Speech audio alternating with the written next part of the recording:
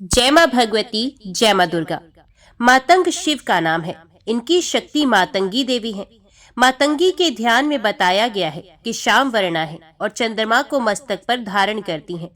भगवती मातंगी त्रिनेत्रा, रक्तमय सिंहासन पर आसीन, नील कमल के समान कांति वाली तथा राक्षस समूह रूप अरण्य को भस्म करने में दावानल के समान है। इन्होंने अपनी 4 भुजाओं में पाश, अंकुश, खेटक और खड्ग धारण किए हैं। यह असुरों को मोहित करने वाली एवं भक्तों को अभिष्ट फल देने वाली है। गृहस्थ जीवन को सुखी बनाने, पुरुषार्थ सिद्धि और वाग विलास में पारंगत होने के लिए मातंगी की साधना श्रेयस्कर है। महाविद्याओं में ये 9वें स्थान पर परिगणित है।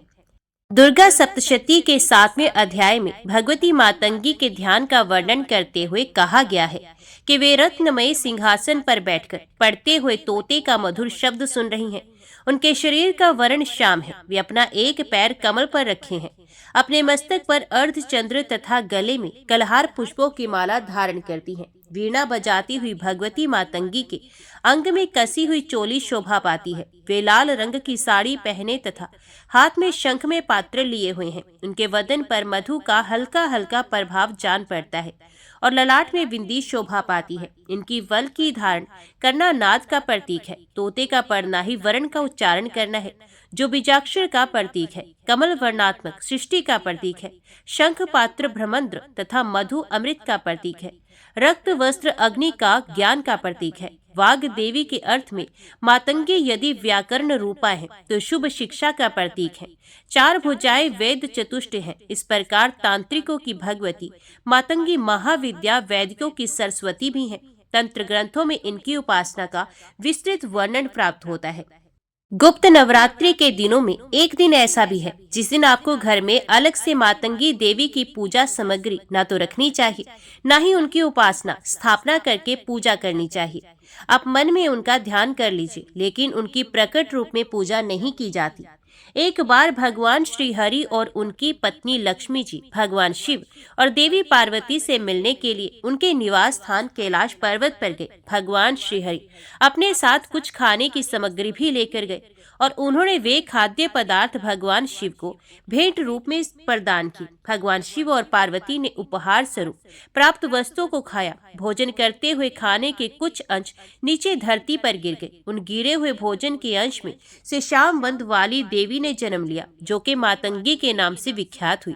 देवी का प्रादुर्भाव क्योंकि धरती पर गिरे हुए उत्कृष्ट भोजन से हुआ था, जिसके परिणाम स्वरूप देवी का भोजन सामग्रियों से है। इन्हीं वस्तुओं से भूख से देवी की पूजा की जाती है और उन्हें भोग अर्पित किया जाता है। क्योंकि महाविद्या मातंगी का ये स्वरूप माता सरस्वती के समान है, इसलिए इनकी समानता करने से, इनका ध्यान करने से माता सरस्वती की पूजा के समान ही लाभ भी प्राप्त होता है। इससे व्यक्ति की बुद्धि और विद्या का विकास होता है और वाणी भी मधुर होती है। महाविद्या मातंगी के आशीर्वाद से कला और संगीत के क्षेत्र में उन्नति भी देखने को मिलती है। साथ ही महाविद्या माता की पूजा करने से हर प्रकार के जादू टोने या मोह माया से भी मुक्ति पाई जा सकती है।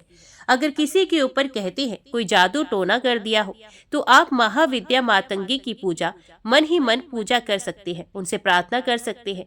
वे आपकी समस्याओं को दूर करेंगी। आज गुप्त नवरात्रि का 10वां और अंतिम दिन है। 10 महाविद्याओं में 10वीं महाविद्या के रूप में महाविद्या कमला देवी की पूजा की जाती है। शास्त्रों में माँ कमला को भाग्य, सम्मान, पवित्रता और परोपकार की देवी माना गया है। महाविद्या कमला सभी दिव्य गतिविधियों में ऊर्जा के रूप में मौजूद रहती हैं। माँ कमला भगवान विष्णु की दिव्य शक्ति है।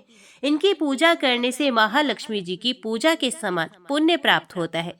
माँ कमला अपने भक्तों को धन और ऐश्वर्य का वरदान देती हैं। खासकर गर्भवती महिलाओं के लिए महाविद्या कमला की पूजा बहुत ही महत्वपूर्ण होती है, क्योंकि माँ कमला गर्भवती स्त्री के गर्भ की रक्षा करती हैं, उनका पोषण करती हैं। महाविद्या कमला का रूप देवी लक्ष्मी के समान मन को शांति प्रदान करता है। महाविद्या कमला प्रसिद्धि, भाग्य और धन की देवी है। अगर कोई गुप्त नवरात्रि में सच्चे मन से महाविद्या कमला की पूजा करता है तो उसे धन और समृद्धि की प्राप्ति होती है। इसके अलावा गर्भ धारण और बच्चों के अच्छे विकास के लिए भी इनकी पूजा की जाती है।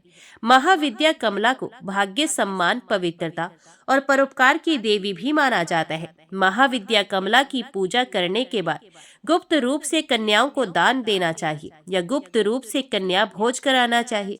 कन्याओं की उम्र 9 से कम वर्ष की होनी चाहिए। महाविद्या कमला की पूजा करने के लिए सुबह स्नान आदि से निर्वृत्त होने के बाद एक लकड़ी की चौकी के ऊपर लाल वस्त्र बिछाकर उसके ऊपर तांबे की प्लेट में एक कमल का गुलाब का पुष्प रखें और पुष्प के बीच में सिद्ध प्राण प्रतिष्ठा युक्त कमला यंत्र की स्थापना करें। कमला यंत्र के दाईं ओर भगवान शिव और अपने गुरु जी की फोटो की स्थापना करें। कमला यंत्र के समक्ष शुद्ध घी का दीपक प्रज्वलित करें और विधि पूर्वक यंत्र का पूजन करें और मंत्र का जाप करें।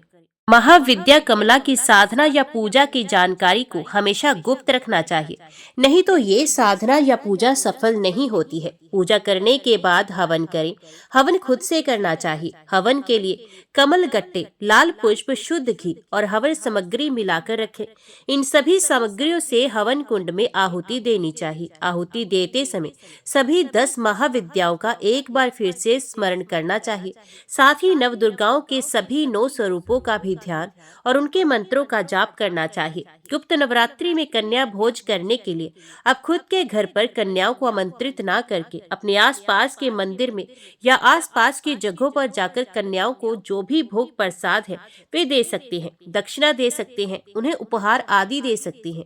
यदि घर में कोई छोटी कन्या हो तो आप उनकी पूजा अपने घर पर कर सकते हैं। ध्यान रखें कि कन्या पूजन भी गुप्त रूप से ही करना चाहिए। यदि आपके व्रत या कन्या पूजन की जानकारी उजागर हो जाती है तो उससे भी गुप्त नवरात्रि के व्रतों का या पूजा का फल प्राप्त नहीं होता। इसके बाद व्रत का पारना जो भी भोग प्रसाद, हलवा, पूरी, खीर के रूप में आपने महाविद्याओं को अर्पित किया है उसी को प्रसाद रूप में ग्रहण करना चाहिए।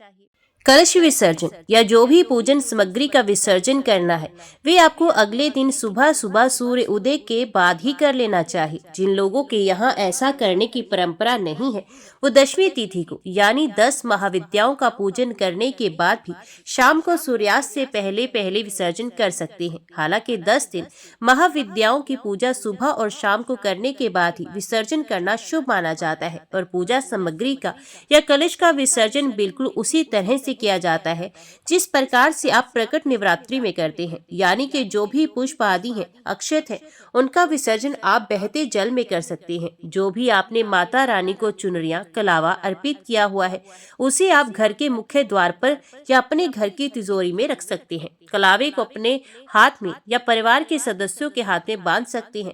कलश का जल आप किसी पौधे में विसर्जित कर सकते हैं। उससे पहले उस जल का छिड़काव घर के मुख्य द्वार पर हर कोने में छिड़काव करना चाहिए और उस जल को अपनी आंखों पर, अपने माथे पर भी स्पर्श करना चाहिए। कलश के अंदर जो भी एक का सिक्का आपने डाला है उसे आप अपने घर की तिजोरी में रखें। मंदिर में आप रख सकते हैं और बाकी सब सामग्रियों का विसर्जन आपको बहते जल में कर देना चाहिए। अगर बहते जल की व्यवस्था ना हो तो पीपल के पेड़ के नीचे गड्ढा खोदकर भी उस सामग्री को दबा सकते हैं।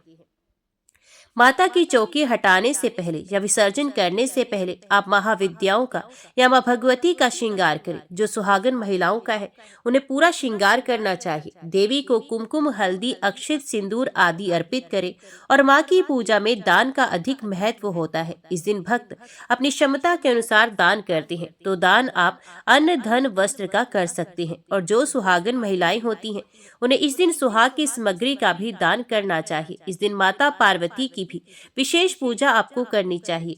यदि आपने मिट्टी से प्रतिमा बनाई है तो उसका विसर्जन कर दिया जाता है और अगर धातु की कोई प्रतिमा या पहले से अपने मंदिर में रखी हुई प्रतिमा का आपने स्थापना 10 दिन तक की हुई थी तो आप उन्हें वापस से मंदिर में रखकर फिर से हर दिन नियमित रूप से पूजा कर सकते हैं। और अगर 10वें दिन पीरियड्स के कारण आप विसर्जन या कन्या पूजन नहीं कर पाते हैं तो जो आने वाली पूर्णिमा है उस दिन भी आप गुप्त रूप से कन्याओं को दान या कन्या भोज करा सकते हैं या फिर आप अपने घर में रखी हुई प्रतिमा या कलश का विसर्जन भी पूर्णिमा के दिन कर सकती हैं, जो कि माघ पूर्णिमा होती है। जब भी 10वें दिन या जो भी नवरात्रि का अंतिम दिन होता है, उस दिन जो माताएं बहनें खुद से पूजा करने में समर्थ नहीं होती, उन्हें आने वाली पूर्णिमा के दिन ही विसर्जन या कन्या पूजन करना चाहिए। सबसे अंतिम दिन सच्चे मन से हाथ जोड़कर माँ भगवती के सभी 9 स्वरूपों और 10 महाविद्याओं को प्रणाम कर सच्चे मन से अपने द्वारा रखे गए व्रतों में हुई गलती के लिए, पूजा पाठ में हुई गलती के लिए क्षमा याचना जरूर करनी चाहिए।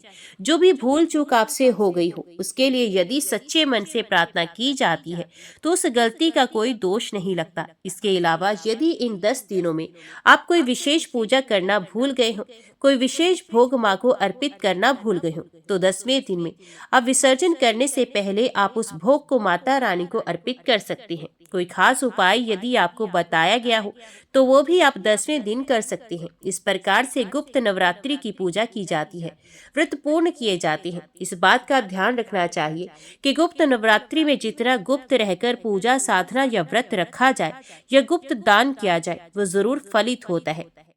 जय माँ भगवती, जय माँ दुर्गा। आज हम नवरात्रि के अंतिम दिन श्री देवी सुक्तम का पाठ करने जा रहे हैं, जो हम सबको देवी की महिमा और उनकी शक्ति को समझने का सुअवसर प्रदान करता है। देवी सुक्तम के माध्यम से हम सब देवी की अनंत शक्ति और उनकी करुणा को समझेंगे और अपने जीवन में माँ की कृपा को प्राप्त करने के लिए प्रार्थना करेंगे। ओम देवी सर्वभूतेषु शक्ति रूपेण संस्थिता नमस्तस्यै नमस्तस्यै नमस्तस्यै नमो नमः। कहा जाता है कि महर्षि अमरण की कन्या का नाम वाक था। ये बड़ी ब्रह्मज्ञानी थी। उन्होंने देवी के साथ अभिता प्राप्त कर ली थी और ये पवित्र देवी सुक्तम उसी के उद्गार है। इस सूक्त में ये बताया गया है कि माँ देवी ही इस संपूर्ण जगत की अधिष्ठात्री हैं और उपासकों को धन देने वाली है। यदि कोई इस तथ्य को असत्य समझता है तो वह दीनहीन जीवन व्यतीत करता है। आइए श्रोताओं, अब हम सब मिलकर देवी सुक्तम का पाठ देवी भगवती को समर्पित करते हैं। देवी और महादेवी को नमस्कार है, शिवा को नमस्कार है, प्रकृति एवं भद्रा को प्रणाम है। हम नियम पूर्वक जगदम्बा को नमस्कार करते हैं, रुद्रा को प्रणाम करते हैं, नित्या गौरी एवं धात्री को बारंबार नमस्कार है। ज्योत्सनामयी चंद्र रूपिणी एवं सुख स्वरूपा देवी को हम सतत प्रणाम है। शरणागतों का कल्याण करने वाली एवं सिद्धि रूपा देवी को बारंबार नमस्कार है। राक्षसों की लक्ष्मी, राजाओं की लक्ष्मी तथा शिव पत्नी को नमस्कार है। दुर्गा देवी को, दुर्ग स्थलों को पार करने वाली दुर्गपारा को, सारा सर्वकारिणी ख्याति कृष्णा और धूम्र देवी को सदैव नमस्कार है। अत्यंत सौम्य तथा अत्यंत रौद्र रूपा को हम नमस्कार करते हैं, उन्हें हमारा बार बार प्रणाम है। जगत की आधारभूत कृति देवी को बार बार नमस्कार है। जिस देवी को प्राणी मात्र विष्णु की माया कहते हैं, उसको नमस्कार है। जो देवी समस्त प्राणियों में चेतना कहलाती है, उसको नमस्कार है। जो देवी संपूर्ण प्राणियों में बुद्धि रूप से स्थित है, उसको नमस्कार है। जो देवी सब प्राणियों में निद्रा रूप से विराजमान है, उनको नमस्कार है। जो देवी संपूर्ण प्राणियों में शुद्धा रूप से विराजमान है, उनको नमस्कार है। जो देवी संपूर्ण प्राणियों में छाया रूप से स्थित है, उसको नमस्कार है। जो देवी सब प्राणियों में जाति रूप से स्थित है, उसको नमस्कार है। जो देवी सब प्राणियों में लज्जा रूप से स्थित है, उसको नमस्कार है। जो देवी सब प्राणियों में श्रद्धा रूप से स्थित है, उनको नमस्कार है। जो देवी सब प्राणियों में कांति रूप से स्थित है, उनको नमस्कार है। जो देवी सब प्राणियों में लक्ष्मी रूप से स्थित है, उनको नमस्कार है। जो देवी समस्त प्राणियों में वृत्ति रूप से स्थित हैं, उनको नमस्कार है। जो देवी समस्त जीवों में स्मृति रूप से विराजमान है, उनको नमस्कार है, उनको बारंबार नमस्कार है। जो देवी समस्त जीवों में दया रूप से स्थित है, उनको नमस्कार है, उनको बारंबार नमस्कार है। जो देवी समस्त जीवों में तुष्टि रूप से स्थित हैं, उनको नमस्कार है। जो देवी समस्त जीवों में मात्र रूप से स्थित हैं, उनको नमस्कार है। जो देवी सब जीवों में भ्रांति रूप से स्थित हैं, उनको नमस्कार है। जो देवी सभी प्राणियों की इंद्रियों की अधिष्ठात्री हैं और उसी प्रकार सब में व्याप्त है, उस देवी को बारंबार नमस्कार है। जो देवी चैतन्य रूप से इस संपूर्ण संसार को व्याप्त करके स्थित है, उसको बारंबार नमस्कार है। पूर्व काल में देवताओं ने अपना अभिष्ट फल पाने के लिए जिस भगवती की स्तुति की है और देवराज इंद्र ने बहुत दिनों तक जिसका सेवन किया है, वे कल्याण की साधना भुजा ईश्वरी हमारा कल्याण करे तथा सारी विपत्तियों को नष्ट करे। देवी भगवती बोली, मित्र वरुण अग्नि, इंद्र रुद्र वसु, आदित्य विश्वदेव और अश्विनी कुमारों, सोम याग विश्वकर्मा, सूर्य और ईश्वर नाम के देवों को मैंने ही धारण कर रखा है। जो मनुष्य देवताओं के उद्देश्य से हवन यज्ञ आदि का अनुष्ठान करते हैं, उनका फल मुझ में ही विद्यमान है। ब्रह्म साक्षात संवित ज्ञान रूपा मैं ही हूँ। ब्रह्मांड के अधिष्ठात्री, पार्थिव और अपार्थिव प्रदान करने वाली भी मैं ही हूँ। यह ज्ञान ही सब उपासनाओं का मूल है। मैं ही अनंत जीवों में उपस्थित हूँ। जीवों में अनादि खाद्य द्रव्य ग्रहण करने की क्रिया, देखना सुनना प्राण धारण करना आदि क्रियाएं मेरे ही कारण संभव है। देवता भी अनेक भावों से मेरी उपासना करते हैं। जो मनुष्य मुझे उपरोक्त भावना की दृष्टि से नहीं देखते, उनका विनाश अवश्यंभावी है। मैं जिसे चाहती हूँ उसे उच्च पद प्रदान करती हूँ, ब्रह्म के दर्शन कराती हूँ, ऋषि और सर्व ज्ञान संपन्न महर्षि बनाती हूँ, रुद्र के लिए धनुष चलाती हूँ। मेरी आत्मा ने ही जगत पिता ब्रह्मा को उत्पन्न किया है। इसके ऊपरी भाग में आनंद में कोश के अंदर, विज्ञान में कोश में 13 कारण अवस्थित है। देवता और मनुष्य मेरे द्वारा ही सेवित हैं। मैं समस्त लोकों में प्रविष्ट होकर रहती हूँ। मैं जल वायु की तरह प्रथित होती हूँ। इसी से ये समस्त सृष्टि आरंभ होती है। इस स्वर्ग तथा मृत्युलोक के परे भी मैं ही विद्यमान हूँ। यही मेरी महिमा है। जय मां भगवती, जय मां दुर्गा। प्रिय श्रोताओं, प्रस्तुत है देवी दुर्गा कवच का हिंदी अनुवाद। इस पाठ से शरीर के सभी अंगों की रक्षा होती है। ये पाठ महामारी से बचाव की शक्ति देता है। ये पाठ संपूर्ण आरोग्य का शुभ वरदान देता है। और यह कवच पाठ अत्यंत गोपनीय पाठ है, इसलिए इसे पूरी पवित्रता से किया जाना चाहिए। 18 महापुराणों में से एक मार्कंडेय पुराण के अंदर देवी कवच के श्लोक अद्भुत देवी दुर्गा सप्तशती का हिस्सा है। देवी कवच को भगवान ब्रह्मा जी ने ऋषि मार्कंडे को सुनाया था। महर्षि मार्कंडे ब्रह्मा जी से बोले, महर्षि मार्कंडे जी बोले, हे पितामह, संसार में जो गुप्त हो और जो मनुष्यों की सब प्रकार से रक्षा करता हो और जो आपने किसी को आज तक नहीं बताया हो, ये कवच मुझे बताइए। श्री ब्रह्मा जी ने कहा, अत्यंत गुप्त व सब प्राणियों की भलाई करने वाला कवच मुझसे सुनो। प्रथम शैलपुत्री, दूसरी ब्रह्मचारिणी, तीसरी चंद्र घंटा, चौथी कुष्मांडा, पांचवी सकंद माता, छठी कात्यायनी, सातवीं काल रात्रि, आठवीं महागौरी तथा नववीं सिद्धिदात्री, ये देवी के 9 मूर्तियां हैं। ये नव दुर्गा कहलाती हैं। आग में जलता हुआ, रण में शत्रु से घिरा हुआ, विषम संकट में फंसा हुआ मनुष्य यदि दुर्गा के नाम का स्मरण करे तो उसको कभी भी हानि नहीं होती। रण में उसके लिए कुछ भी आपत्ति नहीं होती और ना उसे किसी प्रकार का दुख या डर ही होता है। हे देवी, जिसने श्रद्धा पूर्वक तुम्हारा स्मरण किया है उसकी वृद्धि होती है, और जो तुम्हारा चिंतन करते हैं उनकी तुम निस्संदेह रक्षा करने वाली हो। चामुंडा प्रेत पर, वाराही भैंसे पर, रुद्री हाथी पर, वैष्णवी गरुड़ पर अपना आसन जमाती हैं। माहेश्वरी बैल पर, कौमारी मोर पर और हाथ में कमल लिए हुए विष्णु प्रिया लक्ष्मी जी कमल के आसन पर विराजती हैं। बैल पर बैठी हुई ईश्वरी देवी ने श्वेत रूप धारण कर रखा है और सब प्रकार के आभूषणों से विभूषित ब्राह्मी देवी हंस पर बैठती हैं। और इस प्रकार ये सब देवियां सब प्रकार के योगों से युक्त और अनेक प्रकार के रत्न धारण करती हैं। भक्तों की रक्षा के लिए संपूर्ण देवियां रथ में बैठी तथा क्रोध में भरी हुई दिखाई देती हैं तथा चक्र, गदा, शक्ति, हल और मूसल, खेटक और तोमर, परशु तथा पाश, भाला और त्रिशूल एवं उत्तम शारंग आदि शास्त्रों को दैत्यों के नाश के लिए और भक्तों की रक्षा करने के लिए और देवताओं के कल्याण के लिए धारण करती हैं। हे महारुद्र, अत्यंत घोर पराक्रम, महान बल और महान उत्साह वाली देवी, तुमको मैं नमस्कार करता हूँ। हे देवी, तुम्हारा दर्शन दुर्लभ है तथा आप शत्रु के भय को बढ़ाने वाली हैं। हे जगदम्बिके, मेरी रक्षा करो।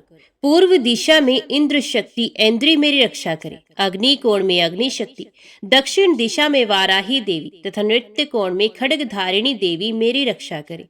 पश्चिम दिशा में वारुणी, वायु कोण में मृग वाहिनी, उत्तर दिशा में कौमारी और ईशान कोण में शूल धारिणी देवी मेरी रक्षा करे। ब्राह्मणी ऊपर की ओर से मेरी रक्षा करे और वैष्णवी देवी नीचे की ओर से मेरी रक्षा करे और इसी प्रकार शब पर बैठी चामुंडा देवी दसों दिशाओं में मेरी रक्षा करे। जया देवी आगे, विजया देवी पीछे की ओर से मेरी रक्षा करे। अजिता बाईं ओर से, अपराजिता दाहिनी ओर मेरी रक्षा करे। उधोतनी देवी शिखा की रक्षा करे तथा उमा मेरे मस्तक पर विराजमान होकर मेरी रक्षा करे। इसी प्रकार ललाट की मालाधारी देवी रक्षा करे और शिवनी देवी मेरी भौहों का संरक्षण करे। भौं के मध्य भाग में त्रिनेत्रणा नथुनों की यमघंटा देवी रक्षा करे। नेत्रों के मध्य में शंखनी देवी और द्वारवासिनी देवी कानों की रक्षा करे। कपोलों की कालिका देवी और कानों के मूल भाग की भगवती शंकरी रक्षा करे। सुगंधा नासिका की और चर्चिका ऊपर के होंठ की, अमृत कला नीचे की होंठ की, सरस्वती देवी जीभ की रक्षा करे। कुमारी देवी दांतों की और चंडिका कंठ प्रदेश की रक्षा करे। चित्र घंटा गले की घंटी की और महामाया तालु की रक्षा करे। कामाक्षी देवी ठोड़ी की और सर्वमंगला मेरी वाणी की रक्षा करे। भद्रकाली गर्दन की और धनुर्धरी पीठ के मेरुदंड की रक्षा करे। कंठ के बाहरी भाग की नीलग्रीवा और कंठ की नली की नलकूबरी रक्षा करे। दोनों कंधों की खड़गनी और वज्रधारणी मेरी दोनों बाहों की रक्षा करे। दोनों हाथों की दंडनी और उंगलियों की रक्षा अंबिका देवी करे। शूलेश्वरी देवी संपूर्ण नखों की, कुलेश्वरी देवी मेरी कुक्षी की रक्षा करे। महादेवी दोनों स्तनों की और शोक विनाशिनी देवी मन की रक्षा करे। ललिता देवी हृदय की और शूलधारिणी उदर की रक्षा करे। कामिनी देवी नाभि की, गृहेश्वरी गृह भाग की, पूतना और कामिका लिंग की और महेशवाहिनी गुदा की रक्षा करे। संपूर्ण कामनाओं को पूर्ण करने वाली महाबला देवी दोनों जंघाओं की रक्षा करे। विंध्यवासिनी दोनों घुटनों की और तेजसी देवी दोनों पांवों के पृष्ठ भाग की, श्रीधरी पांवों की उंगलियों की, तलवासिनी तलुओं की, दंश्राकाली देवी नखों की, ऊर्ध्व केशनी केशों की, बाघेश्वरी वाणी की रक्षा करे। रोमावलियों के छिद्रों की, कोवेरी और त्वचा की बागेश्वरी देवी रक्षा करे। पार्वती देवी रक्त, मज्जा, वसा, मांस, हड्डी की रक्षा करे। आंतों की कालरात्रि देवी, पित्त की मुक्तेश्वरी देवी, पद्मावती कमल कोश की, चूड़ामणि कफ की रक्षा करे। ज्वालामुखी नसों के जल की रक्षा करे। अभेद्या देवी शरीर के सब जोड़ों की रक्षा करे। ब्राह्मणी मेरे वीर की, क्षत्रेश्वरी देवी छाया की तथा धर्मधारिणी देवी मेरे अहंकार, मन और बुद्धि की रक्षा करे। प्राण अपान, व्यान उदान और समान की वज्रहस्ता देवी रक्षा करे। कल्याण शोभना मेरे प्राण की रक्षा करे। रस रूप गंध शब्द और स्पर्श इन विषयों का अनुभव करते समय योगिनी देवी मेरी रक्षा करे तथा सत्वगुण, रजोगुण और तमोगुण की रक्षा नारायणी देवी करे। आयु की रक्षा वाराही देवी करे। वैष्णवी धर्म की तथा चक्रणी देवी मेरे यश, कीर्ति, लक्ष्मी, धन, विद्या की रक्षा करे। इंद्राणी मेरे शरीर की रक्षा करे और हे चंडिके आप मेरे पशुओं की रक्षा करे। महालक्ष्मी मेरे पुत्रों की रक्षा करे और भैरवी मेरी पत्नी की रक्षा करे। राजा के दरबार में महालक्ष्मी तथा सब और व्याप्त रहने वाली विजया देवी चारों ओर से मेरी रक्षा करे। जो स्थान रक्षा से रहित हो और कवच में रह गया हो उसकी पापों का नाश करने वाली जयंती देवी मेरी रक्षा करे। अपना शुभ चाहने वाले मनुष्य को बिना कवच के एक पल भी कहीं नहीं जाना चाहिए, क्योंकि कवच रखने वाला मनुष्य जहाँ जहाँ भी जाता है वहाँ वहाँ उसे अवश्य धन लाभ होता है तथा विजय प्राप्त करता है। वे जिस अभीष्ट वस्तु की इच्छा करता है वह उसको इस कवच के प्रभाव से अवश्य मिलती है और वह इसी संसार में महा ऐश्वर्य को प्राप्त करता है। कवचधारी मनुष्य निर्भय होता है और वह तीनों लोकों में माननीय होता है। देवी का ये कवच देवताओं के लिए भी दुर्लभ है। जो प्रतिदिन नियम पूर्वक तीनों संध्याओं के समय श्रद्धा के साथ इसका पाठ करता है उसे देव शक्ति प्राप्त होती है। वे तीनों लोकों को जीत सकता है तथा अकाल मृत्यु से रहित होकर 100 वर्षों तक जीवित रहता है। इसका लूता, चरम मार्ग, विस्फोटक आदि समस्त व्याधियां समूल नष्ट हो जाती हैं और स्थावर जंगम तथा कृत्रिम विष दूर होकर उनका कोई असर नहीं होता तथा समस्त अभिचारक प्रयोग और इस तरह के जितने यंत्र मंत्र इत्यादि होते हैं इस कवच के हृदय में धारण करने से नष्ट हो जाते हैं। इसके अतिरिक्त पृथ्वी पर विचरने वाले भूचर, नभचर, जलचर प्राणी उपदेश मात्र से सिद्ध होने वाली निमट कोटि के देवता, अपने जन्म से साथ प्रकट होने वाले देवता, कुल देवता, माला आदि डाकिनी शाकिनी अंतरिक्ष में विचरने वाली अत्यंत बलवती भयानक डाकिनियां, ग्रह भूत पिशाच, यक्ष गंधर्व राक्षस, ब्रह्म राक्षस, बेताल कुष्मांड और भैरवादि अनिष्ट कारक देवता भी उस मनुष्य को, जिसने कि अपने हृदय में ये कवच धारण किया हुआ है, देखते ही भाग जाते हैं। इस कवच के धारण करने से मन और तेज बढ़ता है। जो मनुष्य इस कवच का पाठ करके उसके पश्चात सप्तशती चंडी का पाठ करता है, उसका यश जगत में विख्यात होता है। और जब तक वन पर्वत और कानन आदि इस भूमंडल पर है, तब तक यहाँ पुत्र पौत्र आदि संतान परंपरा बनी रहती है।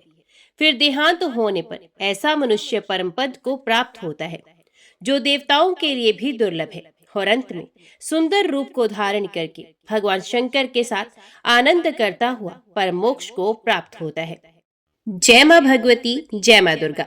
अपराध क्षमापन स्तोत्र। हे देवी, मुझे मंत्र यंत्र स्तुति आवाहन ध्यान मुद्रा करना आदि का ज्ञान नहीं है। मैं केवल आपका भजन ही करता हूँ, इसलिए मुझे क्षमा प्रदान करें। मैं अज्ञान दरिद्रता और विरह में लिप्त हूँ। हे माता, अपने चरणों में त्रुटि समझते हुए भी स्थान देने की कृपा करें, मेरा उद्धार करने की कृपा करें। पृथ्वी की भांति अपने पुत्रों का सरल स्वभाव जानकर मेरे अपराधों को क्षमा करें, मेरा कभी त्याग ना करें। हे जगत माता, मैं तुम्हारी आराधना नहीं कर पाती हूँ, फिर भी मैं चाहती हूँ कि आपका स्नेह मेरे ऊपर बना रहे। हे माता, यदि आपकी कृपा मुझ पर बनी नहीं रही तो मैं पेट ही भरती रहूंगी, स्वपाकी जल पाकी माधुपाकी होकर भी निराश्रित बनी रहूंगी। हे जननी, जपनीय जप विधियों का ज्ञान प्राप्त करने का क्या तरीका है? चीता की भस्म लगाकर हलाहल विष का पान करने वाले, जटाधारी कंठ में सर्पों की माला डाले, पशुपति शंकर के पति वाले, कपाल हाथ में लिए तीनों लोगों का पालन करने वाली, जगदीश की पदवी देने वाली, हे भवानी, मुझे अपने चरणों में स्थान दो। मुझे ना मोक्ष की अभिलाषा है, न संपूर्ण वैभव की इच्छा, न मुझे ज्ञान की आकांक्षा है। मैं आपकी सेवा करती रहूं, यही मेरी इच्छा है। हे माता, मैं आपसे विनती करती हूँ कि जन्म जन्मांतर तक आपके चरणों की सेवा में लिप्त रहूं। हे शिवानी, आप यदि किंचित मात्र भी मुझ अनाथ पर कृपा कर दो तो मेरा जन्म सफल हो जाएगा। हे दुर्गे दयानिधि, मैं भूख प्यास के समय भी आपका स्मरण करती रहूं। हे जगदम्बे, इससे विचित्र और क्या बात हो सकती है कि आप अपनी कृपा से मुझे परिपूर्ण कर दो। अपराधी होते हुए भी हे माता, मैं आपकी कृपा से वंचित ना रह जाऊं, मेरी यही अभिलाषा है। हे महादेवी, आप जो उचित समझे वैसा मेरे साथ व्यवहार करें। अभी सुनिए श्री दुर्गा चालीसा का पाठ। नमो नमो दुर्गे सुख करनी, नमो नमो अम्बे दुख हरनी। निरंकार है ज्योति तुम्हारी, तिहु लोक फैली उजियारी। शशि ललाट मुख महाविशाला, नेत्र लाल भ्रुकुटी विकराला। रूप मात को अधिक सुहावी, दर्श करत जन अति सुख पावे। तुम संसार शक्ति लैकीना, पालन हेतु अन्न धन दीना। अन्नपूर्णा हुई जगपाला, तुम ही आदि सुंदरी बाला। परले काल सब नाशन हारी, तुम गौरी शिव शंकर प्यारी। शिव योगी तुम्हारे गुण गावे, ब्रह्मा विष्णु तुम्हें नित्य ध्यावे। रूप सरस्वती को तुम धारा, देश बुद्धि ऋषि मुनन उबारा। धरियो रूप नरसिंह को अम्बा, प्रगट भई फाड़ कर खम्बा। रक्षा कर प्रहलाद बचायो, हिरणाक्ष को स्वर्ग पठायो। लक्ष्मी रूप धरो जग माही, श्री नारायण अंग समाही। शिर सिंधु में करत विलासा, दया सिंधु दीजे मन आसा। हिंगलाज में तुम्ही भवानी, महिमा अमत न जात बखानी। मातंगी और धूमावती माता, भुवनेश्वरी बगला सुखदाता। श्री भैरव तारा जग तारणी, शीर्ण भाल भव दुख निवारणी। केहर वाहन सोह भवानी, लांगुर वीर चलत अगवानी। कर में खप्पर खड़ग विराजे, जाको देख काल डरबाजे। सोहे अस्त्र और त्रिशूला, जाते उठत शत्रु है शूला। नगर कोट में तुम ही विराजत, तिहु लोक में डंका बाजत। शुंभ निशुंभ दानव तुम मारे, रक्त बीज शंखन संघारे। महिषासुर अभमानी, जय अखबार मही अकुलानी। रूप कराल काली का धारा, सेन सहित तुम ते संघारा। परी गाढ़ संतन पर जब जब, भई सहाय मात तुम तब तब। अमरपुरी और वास्तव लोका, तब महिमा सब रहे अशोका। ज्वाला में है ज्योति तुम्हारी, तुम्हें सदा पूजे नर नारी। प्रेम भक्ति से जो यश गावे, दुख दारिद्र निकट नहीं आवे। ध्यावे तुम्हें जो नर मन लाई, जन्म मरण ताको छुट जाय। जोगी सुरमुन कहत पुकारी, योग न हो बिन शक्ति तुम्हारी। शंकर आचार्य स्तप कीनो, कामर क्रोध जीत सब लीनो। निश्चिन ध्यान धरो शंकर को, काहू काल नहीं सुमिरो तुमको। शक्ति रूप का मर्म न पायो, शक्ति गई तब मन पछतायो। शरणागत हुई कीर्ति बखानी, जय जय जय जगदम्बा भवानी। भई प्रसन्न आद जगदम्बा, तिस शक्ति नहीं कीन विलंबा। मोको मात कष्ट अत घेरो, तुम बिन कौन हरे दुख मेरो। रिपु मूर्ख मोह अत डर पावे, शत्रु नाश कीजे महारानी। सुमिरो इक चित तुम्हें भवानी। करो कृपा हे मात दयाला, रिद्धि सिद्धि दे करो निहाला। जब लग ज्यों दया फल पाओ, तुम्हारो यश में सदा सुनाओ। दुर्गा चालीसा जो कोई गावे, सब सुख भोग परम पद पावे। देवी दास शरण निज जानी, करहो कृपा जगदम्ब भवानी। जय माँ भगवती, जय माँ दुर्गा। आज के वीडियो में इतना ही। उम्मीद करती हूँ वीडियो आपको पसंद आई होगी। वीडियो पसंद आई हो तो वीडियो को लाइक और चैनल को सब्सक्राइब जरूर कीजिएगा। जय माता दी लिखकर कमेंट बॉक्स में अपनी हाजिरी और अपने सुझाव देना ना भूलेगा। तो मिलते हैं अगली कथा अगली वीडियो के साथ। तब तक के लिए देखते व सुनते रहिए। जय माँ कंचन, जय माता दी।